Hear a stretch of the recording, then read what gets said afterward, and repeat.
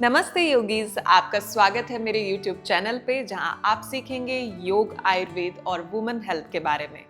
आज का हमारा टॉपिक है कपालभाति, जिसमें हम विस्तार से जानेंगे कि कपालभाति कैसे किया जाता है, किस टाइम करना चाहिए, करने की सही टेक्निक क्या होगी और इससे आपको क्या बेनिफिट होगा।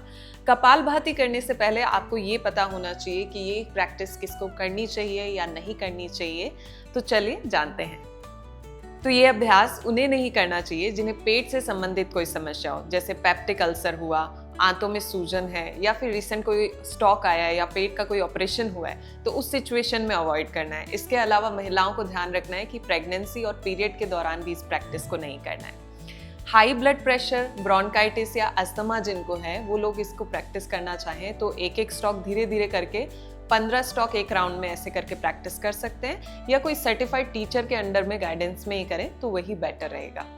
तो अब बात करते हैं इसे करने का सबसे सही समय क्या है। तो सबसे अच्छा समय तो सुबह खाली पेट करने का है। आफ्टर बाउल क्लींजिंग आप इसको प्रैक्टिस कीजिए।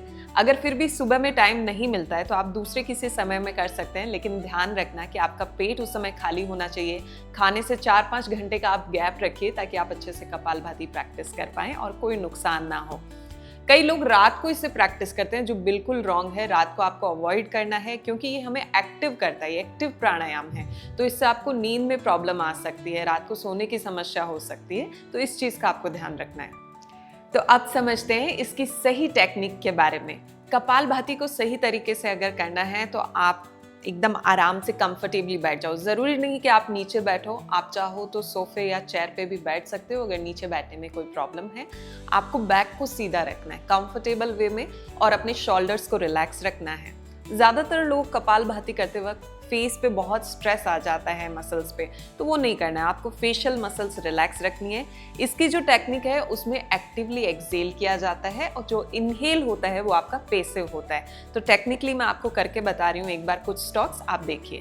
Comfortable sitting, hand placed nicely on your knees, keep your back straight, shoulder relaxed and facial muscles relaxed. You can close your eyes softly.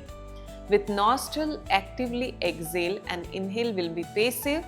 जब भी exhale करेंगे आपका स्टमक अंदर की तरफ जाएगा और nostril से एक्टिवली श्वास बाहर आएगा। नोज पे अपना कंसंट्रेशन करो और देखो किस तरह पेट की मसल मूवमेंट करती है। आप स्लोली स्टॉक स्टार्ट कीजिए।